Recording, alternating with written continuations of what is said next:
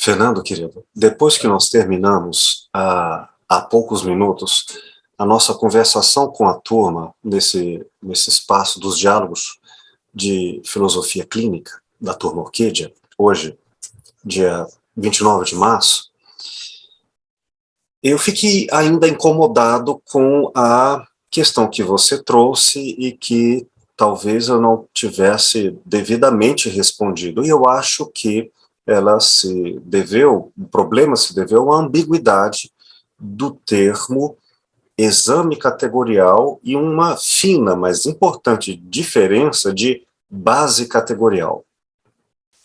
Mas isso leve a um equívoco mesmo de entendimento em se tratando, inclusive, do tópico termos agendados no intelecto, que pode haver confusões, né? Aliás, o tema do tópico que vocês vão trabalhar é o tópico 8 na próxima aula, termos unívocos e equívocos, e às vezes um termo equívoco pode levar, sim, a problemas. Mas vamos lá. Dois aspectos. Primeiro, no método fenomenológico, que é parte da construção da malha intelectiva da metodologia de Lúcio-Pacta. E na fenomenologia é sempre uma relação entre o eu e o mundo, como o eu interpreta o mundo. Nesse sentido, é que eu comentei antes que o eu está imbricado pelos exames categoriais ao mundo. Por exames, enquanto categorias, são formas de interpretação do mundo que cada indivíduo tem.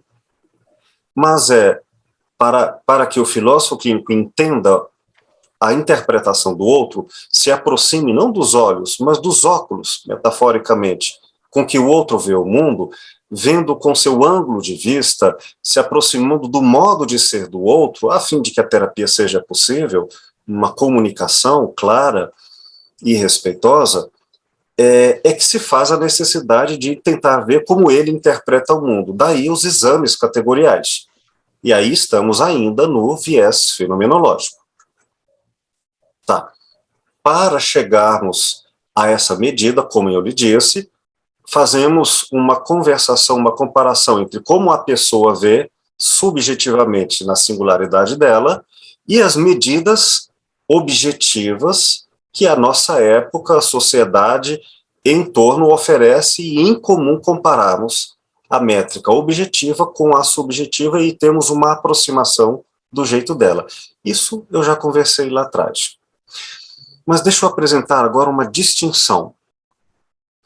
Exames categoriais são os vieses fenomenológicos com que o partilhante se interage com o mundo. No entanto, vou usar agora um outro termo com uma significação delicadamente diferente: bases categoriais. Quando me refiro a bases, estou me referindo a uma estrutura objetiva e que está no campo das ciências. E no campo das ciências, das diversas ciências humanas, entre ciências da natureza e ciências humanas, biológicas. Rapidinho, meu. Então, o exame categorial são um exame das categorias de circunstância, tempo, lugar. Exato. E base categorial é um pouco diferente do que o exame. A base categorial é um pouco diferente do exame categorial. Isso, exato. Os exames categoriais, que são os vieses como cada sujeito interpreta o mundo em torno e o quanto este mundo em torno, no entendimento interpretado do partilhante, é acessível, é passível de compreensão pelo filósofo clínico. Entendi. E para isso haverá uma comparação entre a maneira como o outro vê, a maneira como é para o filósofo clínico na interpretação própria, e um elemento em comum que é o mundo subjetivo, o mundo objetivo, seja no campo das ciências ou o mundo intersubjetivo no campo da cultura, mas é passível de uma ponte entre a minha pessoal interpretação como filósofo clínico para mim e como é o mundo interpretado para o outro.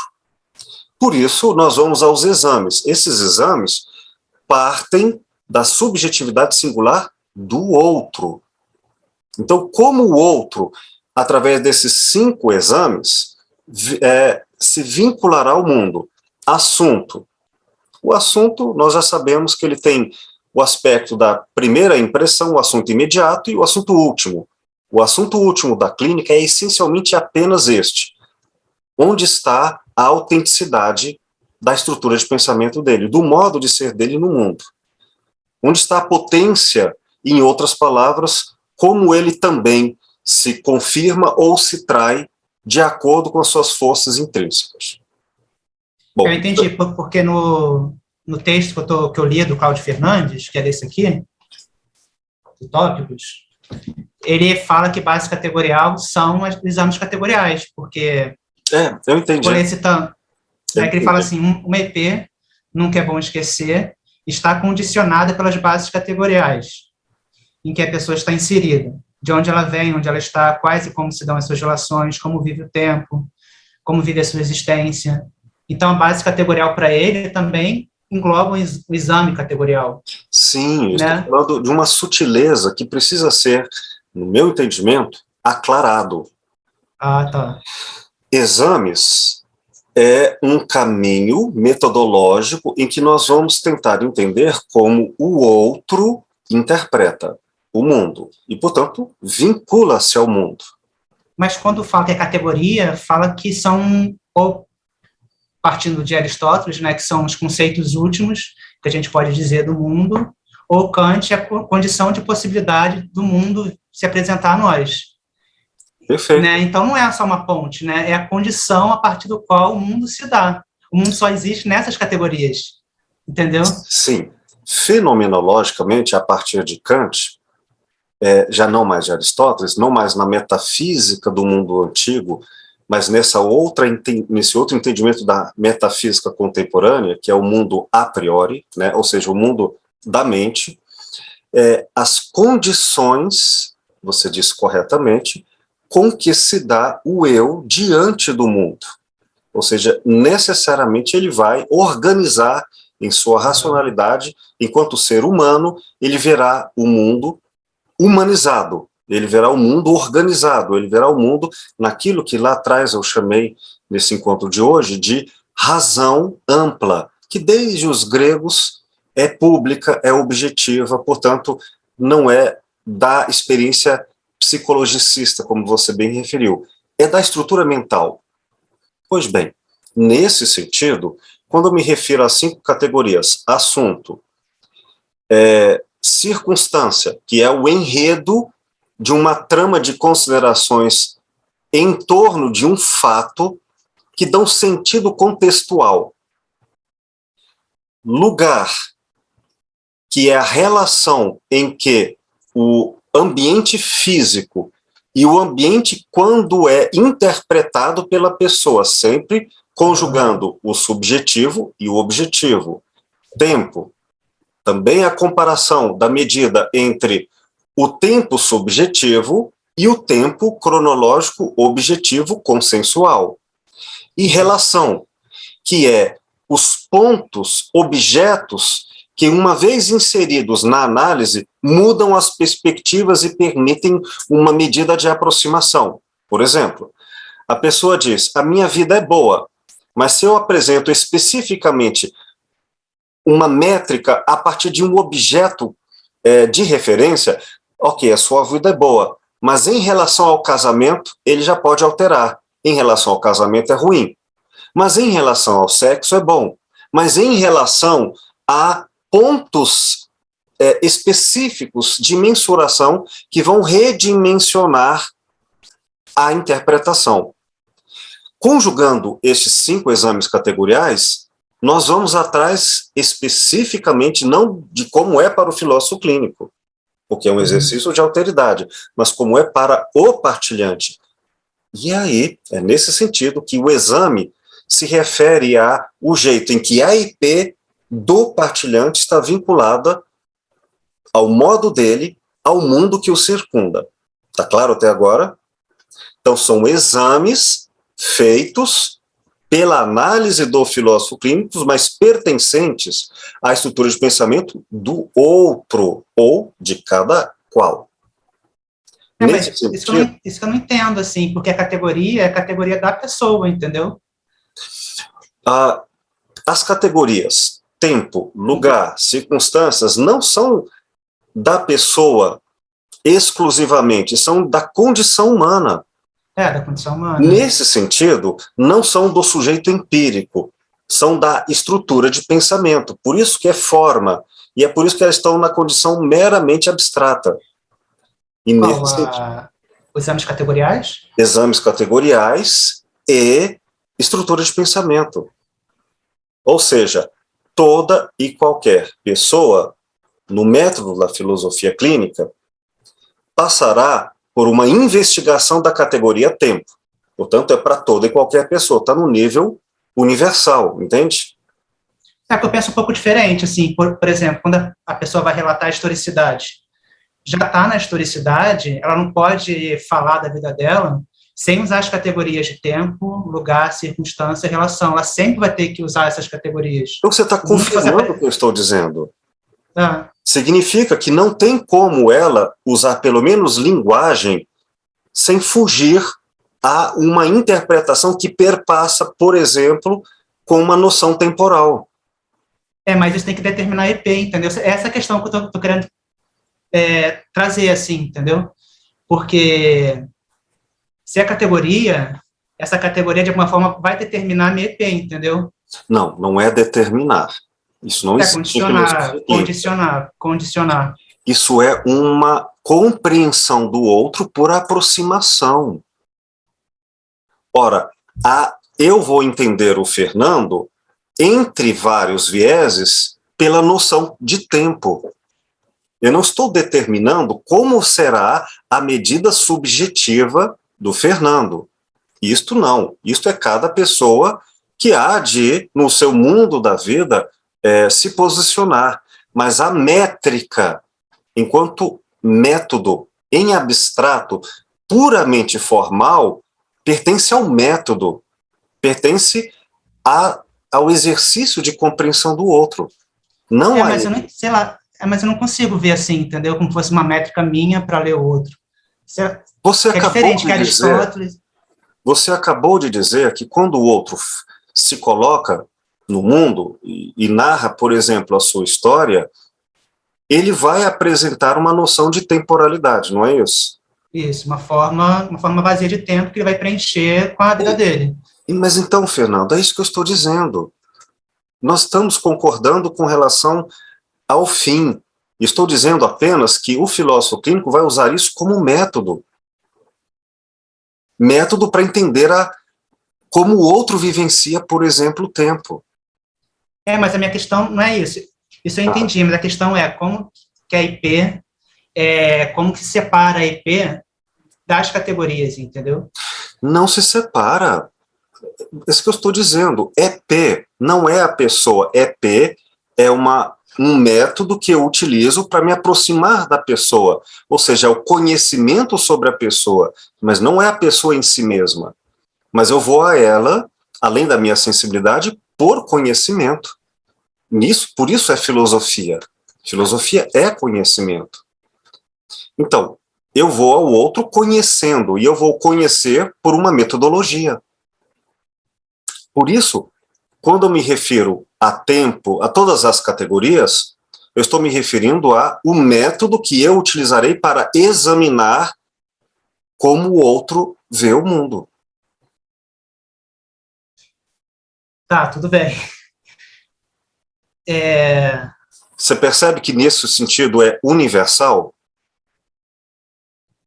Sim, mas a questão é, a categoria ela não é uma métrica que eu uso, entendeu? Ela é condição do aparecimento do mundo. Por exemplo, minhas emoções, elas sempre vão estar condicionadas às categorias de tempo, de lugar, Concordo. de circunstância. Ok, concordo. Então, aquilo que está dentro de mim, que habita em mim, que é minha EP, que é essa definição que é usada, aquilo que habita em mim, vai estar determinada pela base categorial. Entendeu? Olha só, quando eu estou falando sobre exame, Estou dizendo como eu, um filósofo clínico, vou conhecer o outro. Como? Apenas por boa vontade? Não.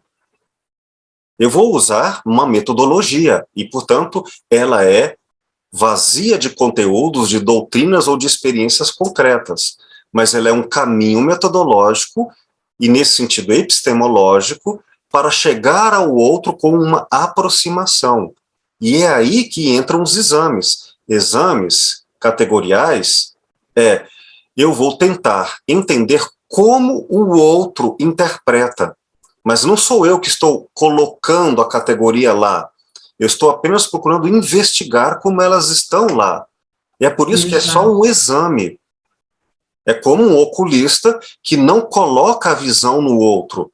Ele apenas vai tentar usar metodologias por aproximação, através de uma inquirição muito subjetiva, como o outro está entendendo a medida das letras. Se ele está reconhecendo as letras. E nesse teste oftalmológico, o filósofo, o médico, oftalmologista e o paciente têm em comum a alfabetização, ou um desenho qualquer. Então, isso é o elemento objetivo comum. A partir desse elemento comum, em uma distância que é métrica, que é objetiva, por exemplo, uma distância que se pode regular daqui, de onde está a pessoa, até onde está o objeto visível, tem, por exemplo, 3 metros. Seja 3 metros físicos ou 3 metros pela angulação que se coloca na máquina pelas lentes. Seja como for, isso é físico, é objetivo. E aí, diante desses 3 metros, vamos dizer que o paciente diz, eu não estou entendendo que letra é essa. Fala, opa, deixa eu então aproximar para 2 metros. E agora? Agora eu entendo tão perfeitamente que você vai ter certeza que eu estou entendendo. E repete o mesmo que o médico reconhece.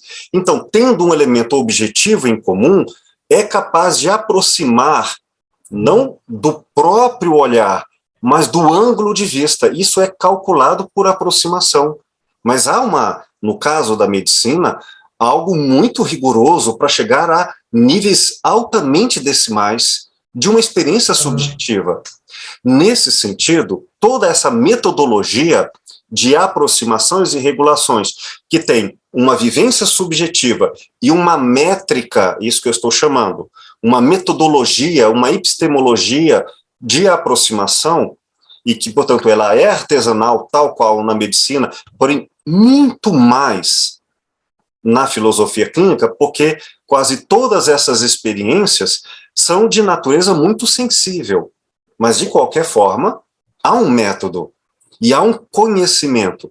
Isso eu estou chamando de exame, porque é utilizado uma metodologia universal para toda e qualquer pessoa verificar categorias de como o outro vê o tempo, o espaço, usando referências em comum. Ficou mais claro? Ficou, mas a questão é, qual é a relação com a IP? Porque se você fala que a base categorial condiciona a IP, como o Cláudio Fernandes falou, não é fenologia. Não é fenologia, entendeu? Porque não é fenologia. Estaria mais próximo do estruturalismo. Perfeito, perfeito. Mas se você separa de algum momento esse exame... eu não separo. Por isso que eu estou dizendo, eu não separo. Mas se você separa isso numa análise, se você fala de uma IP, de categorias dos tópicos da IP, e depois você faz categorias na base categorial, você já separa, tá. acaba com a fenologia, entendeu? Que bom que você está colocando nesses termos. Então, vou esclarecer. Obrigado por esse enriquecimento dessas últimas colocações, porque agora acho que estou entendendo melhor. Não é possível minimamente separação.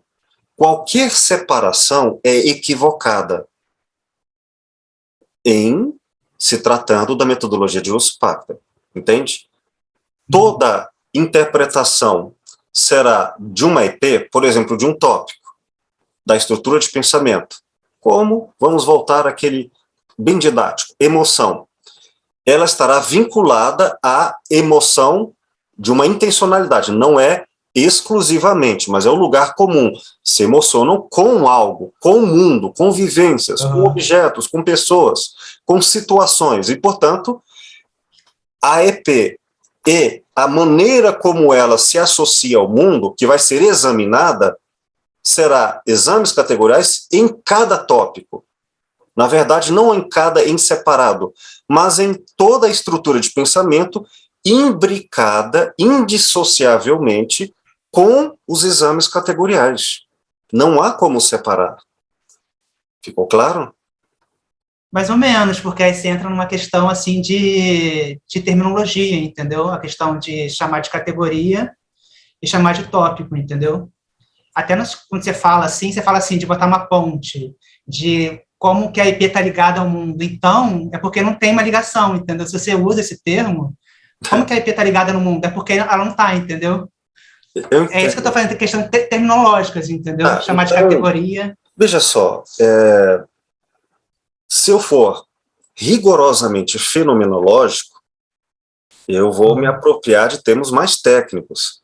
Mas quando nós estamos falando para uma formação tão eclética quanto a que estamos fazendo, e sobretudo porque não é rigorosamente uma fenomenologia, mas é um dos métodos, então nós teremos sim espaços de ambiguidade, até porque a fenomenologia que Lúcio Pachter desenvolve como uma adaptação de um conhecimento pós-russeliano não é uma mera adesão a Russell, é uma releitura, até porque nenhum desses teóricos fenomenológicos desenvolveu uma visão terapêutica da realidade, é sempre epistemológica. Bom, então você está correto, o termo ligar como se estivesse desligado, e não haveria um processo de ligação e desligamento, rigorosamente é o termo inadequado. Mas eu me valho disso de uma maneira muito usual para o senso comum, em me referindo a alunos e a uma formação não especificamente técnica na terminologia russeliana. Ficou claro? Ficou, mas assim, eu acho que não é só uma questão de falar para um público mais leigo, assim, porque essa ambiguidade cria a possibilidade, por exemplo, do Cláudio Fernandes achar que está condicionado, entendeu? Para mim, eu acho que está condicionado, na minha visão, que tem que estar, porque é uma categoria. A categoria, ela vai condicionar tudo aquilo que eu vivo, entendeu? Minha infelicidade. Entendi. Né? Agora, essa é uma questão sempre complexa e eu jamais iria pretender esgotar qualquer assunto da filosofia clínica, como da própria filosofia. Mas eu quero apenas acrescentar neste momento, isso para futuras conversações, o tema se segue, uma complexidade. Porque filosofia clínica não é fenomenologia. Não é. Não se define como, mas se vale também da fenomenologia dentro de uma metodologia feita de vários métodos. Nesse sentido, inclusive, se vale de outro método chamado estruturalismo, também adaptado de uma maneira própria. E esse estruturalismo de que vale a filosofia clínica, eu entendo, eu situo próximo a um chamado da teoria da complexidade de Edgar Morin, só para dar algumas referências, né? Ou de Fritjof Capra, em que não se esgota no campo da racionalidade e abre para o desconhecido, tanto na infinitude, na relação intersubjetiva, também para a relação da metafísica e da transcendência, que tanto quanto se via no mundo grego antigo, ou nas tradições espirituais do Antigo Oriente, ou das místicas de qualquer tradição. Ou seja, se de um lado nós podemos falar em visões fenomenológicas, também podemos falar e incluir na possibilidade da terapia o fato de que existem realidades passíveis de serem trazidas à clínica e que ultrapassam o viés fenomenológico, ou seja, falar em verdades em si mesmas. Ou, por exemplo, dizer que Deus não é só uma interpretação minha, e que ele existe lá, numa espécie de lá. Mas só para deixar claro, então, de um lado, nós vamos falar, sim, em exames categoriais, numa imbricação indissociada da estrutura de pensamento, enquanto fazemos uma colheita da historicidade no viés fenomenológico. No entanto, podemos falar também em uma conversação entre o viés fenomenológico, que me ajuda a entender o partilhante, pelo olhar, vamos dizer assim, entre aspas, intrapsíquico, o olhar dele, como ele lá dentro estaria dizendo, com interpretações estruturadas, já não estou mais falando em fenomenologia, em realidades objetivas lá fora que independem do sujeito. Porque agora não estou falando da visão dele, eu estou falando lá fora, por exemplo, em política, quando eu digo assim, atualmente está havendo uma guerra da Rússia com a Ucrânia, e eu não estou usando nenhum viés fenomenológico de um partilhante e outro. Estou usando dados como estatísticas ou outras referências. Então, nesse sentido, na medida em que partimos de uma crença, de uma base de estrutura, vamos chamar isso de bases categoriais. Então, vamos lá, padrão. O exame categorial é como o partilhante interpreta o mundo na sua EP, numa relação imbricada eu-mundo nas suas interpretações. E eu vou conversar isto, viés fenomenológico, com outro, estruturalismo. E aí nós podemos perceber que não existe apenas uma base categorial. Mas acho que começa a complicar muito, porque... Vai complicar muito. Não, mas... assim, eu acho que fica incoerente, porque o estruturalismo já parte de um pressuposto que a pessoa é estruturada por sistemas, por estruturas linguísticas e tal, então não há consciência, não há sujeito, então, entende? A própria Fernando, método da historicidade já não funcionaria, entendeu? Porque o sujeito ele não pode se conhecer, ele não se dá a conhecer. Aí entra em outros problemas maiores ainda, entendeu?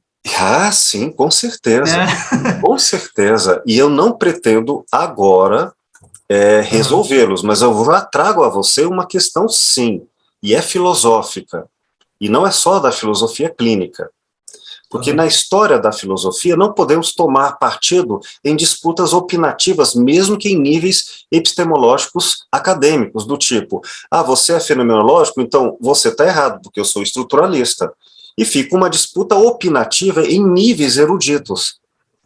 No fundo, mas não é isso não, assim, por exemplo, eu acho que quero dizer, querido, sim, perdão, só para completar, existe um tópico na estrutura de pensamento, chamado 29, que é a matemática simbólica, em que Lúcio Pachter propõe uma interseção, e aí o termo agora não será fácil, não pretendo que seja fácil, e até porque nesse tópico os termos não serão mais precisos, porque nós vamos, para abordar questões complexas, vamos ter que usar, como Lúcio Pachter utilizou na composição de toda a sua metodologia, de neologismos. Mas vamos nos aproximar cada vez mais do abandono conceituais e nos aproximar até de elementos que ultrapassam o discurso claro da conceituação. E o Lúcio vai incluir, inclusive, dentro desse universo de o que ele vai chamar de sinonímias, que bordejam o limite da linguagem e da compreensão racional. Mas tudo isso vai ser apresentado adiante, só que eu lhe antecipo. No tópico 29, vai haver uma conversação, uma interlocução entre o viés fenomenológico, como é para as pessoas, cada qual em suas interpretações, e estruturas de pensamentos coletivas, onde não é o sujeito ou não é a subjetividade que está em jogo. Só que não é um substituindo o outro.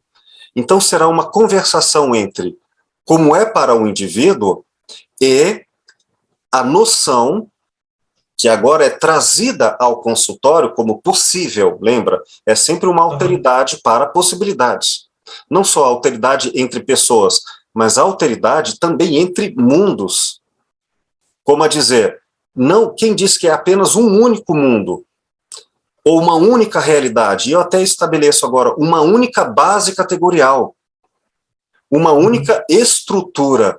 E se houverem, por exemplo, vamos pegar o discurso, só uma das possíveis, inúmeras possibilidades históricas, o do cristianismo ou platonismo. Existe uma realidade aqui e existe uma outra realidade acolá, e ambas são reais, embora uma seja equívoca e a outra ideal ou plena, ou moralmente o céu e a terra, ou visões místicas de planos espirituais e carnais, ou também várias estruturas diferentes, por exemplo, no mesmo plano, mas com mudanças de paradigmas, como, por exemplo, uma sociedade como a do Rio de Janeiro. E ele fala, você mora no Rio? Então eu conheço essa realidade lá. Só que essa realidade lá tem desde pessoas multimilionárias e sofisticações de vínculos sociais e vínculos econômicos, etc., e outras que estão paupérrimas. Então, ao falar moro no Rio, isso também não esclarece muito. As diversidades são tão grandes que, para todas as pessoas que estão se aproximando dos elementos comuns, aí eu posso falar só, olha, nestas bases categoriais, aí eu estou falando no âmbito estrutural, e eu vou conversar isto com o viés de como cada pessoa, dentro de uma base, faz os exames, as apropriações, as interpretações. Mas isso não tem como acontecer, entendeu? Se parte do pressuposto que há um estruturalismo, já não há mais sujeito, entendeu? E se você fala depois de sujeito, você cai no psicologismo, entendeu? Inevitavelmente. São duas coisas opostas, Will. Você não, por exemplo, eu tinha uma professora que falava assim, eu sou marxista e católica. Eu sei que isso é um paradoxo. Aí fiquei pensando, ou ela não entendeu o que é cristianismo, ou ela não entendeu o que é marxismo, porque são coisas opostas e entram em conflito em análise. Fernando, no mundo da vida, e não no mundo da teoria, a complexidade, a contradição e a arte vão dar conta de fenômenos e que nós não vamos, a priori, dizer que eles não existem porque são contraditórios. Mas eu só me lembro agora, só para citar, por exemplo, Paulo Freire, que era cristão e marxista. E eu não estou falando de uma pessoa vulgar. Ele tinha inspiração, mas você não pode fazer uma análise, assim, você pode, empiricamente, na vida, fazer os dois, juntar os dois, mesmo que seja contraditório. Mas numa análise, numa fundamentação filosófica ou teórica, não tem como fazer isso, entendeu? Porque os conceitos, eles... Entendo você em se tratando dos discursos em si mesmos. Mas nós estamos falando sobre pessoas. E vamos falar tudo bem, Will, mas você está falando sobre teoria, sobre fundamentação teórica. Por exemplo, o Lúcio, ele fala no Diálogos em Clínica, qual é o nome dele? Ele faz o prefácio para esse livro, de Diálogos em Filosofia Clínica.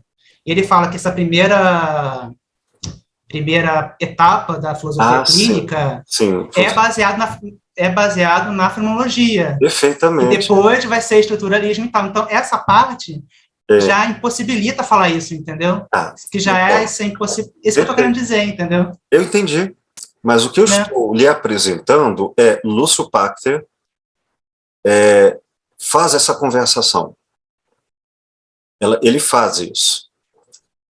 E essa impossibilidade em espaços ou discursos teóricos, ela se desfaz no mundo da vida. E eu cito aqui a teoria da complexidade de Edgar Morin, assim como Paul Feyerabend, quando vai apresentar todas essas desconstruções de teorias rígidas, e vai apresentar complexidades e paradoxos, e nesse sentido não estamos mais discutindo aquelas teorias, mas compreensões e que estão presentes no mundo do outro, e não apenas da pessoa, mas também da realidade. O fato, Fernando, e isso não é para o momento, que o tópico 29 propõe um encontro entre métodos diferentes e que seriam contraditórios, sim, na história epistemológica ou na história política, mas na filosofia clínica eles são passíveis e possíveis no mundo da vida. Esse é o Eu entendo espaço da isso, matemática simbólica. não, tudo bem, entendi, pode ser no mundo da vida, mas por exemplo, tem que estar fundamentado teoricamente, entendeu? Porque não pode depender da vida para estar fundamentado. Por exemplo, o Lúcio Packer, ele junta essas coisas, está na vida dele, no modo de pensar dele, mas se ele morre, como que isso vai estar fundamentado, entendeu? Se na fundamentação, que não está ligada à vida empírica, vai se sustentar isso, entendeu? Vai ter fundamentação filosófica, teórica, para conseguir sustentar discursivamente. Por exemplo, eu vou chegar num congresso de... Como que eu posso chegar num congresso de filosofia ou de psicologia e falar eu uso a fenomenologia e estruturalismo para analisar as pessoas? As pessoas vão jogar pedra em mim, entendeu? Que não tem como. Você é escorraçado, porque... Essa, assim, exatamente, é a posição do José Maurício de Souza, que você está aí ao lado dele, dizendo isso não é possível. Haverão colegas que vão dizer isso não é possível. E, nesse sentido, vão trabalhar a filosofia clínica sem esse viés. Vários colegas vão dizer, Lúcio, aqui você errou. Mas eu estou citando não mais filosofia clínica. Eu estou citando agora, por exemplo, alguns outros vieses que são filosóficos e que quebram esses feudos epistemológicos. E o fazem com rigor.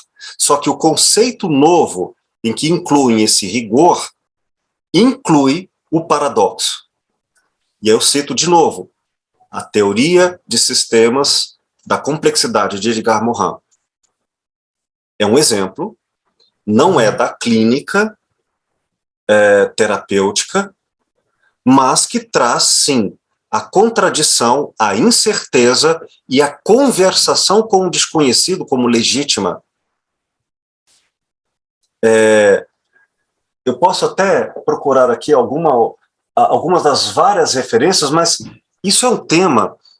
O Fritjof Capra, que lá no início do seu trabalho, na década de 80, chamava de pensamento holístico, e depois ele abandona porque o termo se vulgarizou numa banalização fora da academia, e ele abandona esse termo e as suas precariedades, que permanece por outros pensadores no campo mais epistemológico, como da antropologia de Louis Dumont, mas é um campo bem específico, um termo bem técnico, e Fritjof Capra vai usar o termo sistemas da vida, e que vai também trabalhar numa conversação plurifacetada de vários saberes diferentes, incluindo as ciências, as racionalidades filosóficas e experiências transcendentais, e dizendo que elas não estão fragmentadas e não são autoexcludentes. Então eu posso dar muitas referências, como o Maturama, prêmio Nobel na biologia, que vai dizer, olha, a separação entre o eu e o não eu, ela é meramente acadêmica, mas ela não pertence à estrutura biológica da vida. E, portanto, a teoria da biologia, como classicamente foi desenvolvida no mecanicismo, ela é equivocada. Funciona apenas até um certo parâmetro, e aí uma conversação com a física quântica, e que me dá a certeza muito limitada, mas que as próprias ciências, já transbordando as demarcações do conhecimento mecanicista, racionalista, newtoniano, precisam se redefinir, e é neste ponto que em vários outros saberes também a filosofia clínica se reconfigura como um pensamento não é pós-moderno, ele é contemporâneo, e ele está equiparado a várias outras atividades, tanto acadêmicas, quanto nas outras esferas, filosofia, arte, ciência, religião, tradições espirituais, como um saber transdisciplinar.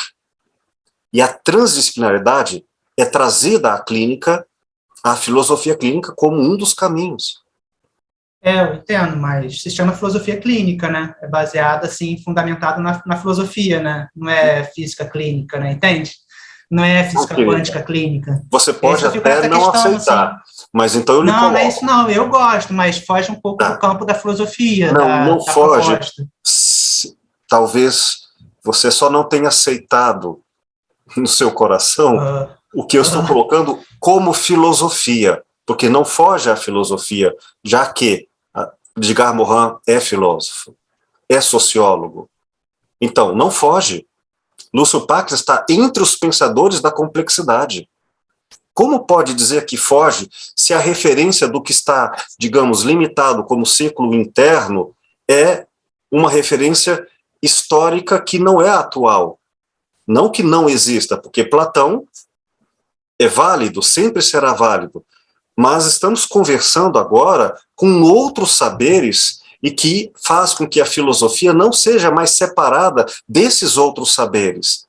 Então, essa transdisciplinaridade do interdisciplinar ou multidisciplinar até a esfera do transdisciplinar não é mais uma não filosofia, é a autêntica filosofia e é profundamente contemporânea. E dizer que isso não é acadêmico não faz sentido. Mas, com certeza, não é da tradição antiga, mas é contemporâneo. não sei. É, ok. Não saber é justamente o que eu estou querendo É, colocar. Faz parte dessa trajetória. E não não sei, eu tenho precisamos uma. enclausurar o conhecimento nos sistemas do conhecido, a fim de que possamos desenvolver a alteridade. Eu não estou falando assim que a filosofia ela não entra em relação com esses saberes e tal. Acho que ela pode entrar e ela se beneficia disso. Mas acho que a filosofia ela tem um campo dela, tem uma história dela, que esses saberes não podem ser chamados de filosóficos, entendeu? Eu Que entendi. acaba atraindo, Perfeito, entendeu? perfeito. Agora está posto o seu lugar com muita clareza. Você acha que não pode, você entende que não pode, e eu respeito. E assim vou dizer, a filosofia, nos limites, nos parâmetros das que você ou de outros que com os pensamentos semelhantes entendem. E é legítimo essa posição. Mas em consultório, e em se tratando da metodologia de Lúcio Pachter, outros saberes transcendentes são autenticamente filosóficos, embora também bordejem algo que já não é mais filosofia e também é chamado à conversação no mundo da vida, né, através do inefável e da vivência íntima e intuitiva. Mas essa esfera, só para deixar claro, pelo menos uma demarcação teórica, esta esfera do transpessoal, desses saberes da complexidade, do paradigma da complexidade, pelo menos ao lado de Lúcio Pachter, eu me coloco como sendo também filosofia em uma das suas possibilidades bastante contemporâneas. Consegui, pelo menos, esclarecer que não há distinção ou separação entre exames categoriais e EP na visão fenomenológica, lá atrás? Entendi. Tá ótimo. Então, por enquanto, dou-me por satisfeito. A partir daí, convido você, caso queira se antecipar, a ler no meu livro A Escuta e o Silêncio. Nós ainda não temos, se tiver condições, eu pretendo aprofundar algo nesse sentido em futuras pesquisas, mas é claro, com vários outros colegas, a tratar desse tópico. Mas ele já está lá uma anunciação do que se trata esse tópico 29, no livro A Escuta e Acho que eu Silêncio, cheguei, na versão de 2020, quarta edição. Ademais, também existem vários trabalhos de Lúcio Pachter que há muito tempo têm apresentado sobre o assunto, porém não em textos, mas em muitos áudios gravados, áudios e vídeos. Fernando, querido, obrigado. Obrigado pelo aceite dessa complementação, tá bom? Obrigado, Will, pela explicação, pela paciência. Imagina, nós dois amamos filosofia, esse é o lugar. É. Um abraço. Obrigado. Abraço. Boa noite. Tchau. Tchau, tchau.